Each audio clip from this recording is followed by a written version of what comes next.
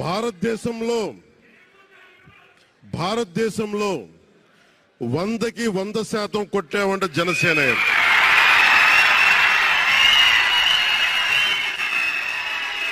నూటికి 100. ఇది ఎందుకు ఈ విజయం జనసేన లేదంటే జన సైనికుల్లో, వీర మహిళల్లో జనసేన నాయకులది కాదు, కేవలం వారిదే కాదు, 5 కోట్ల మంది ప్రజల ఆకాంక్షదే. మార్పు కావాలి,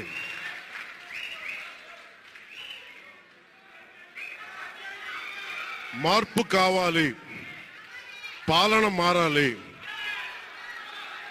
ఇవన్నీ చాలా మంది కోట్లాది మంది ప్రజల ఆకాంక్ష. ఈరోజు ప్రజల తీర్పు.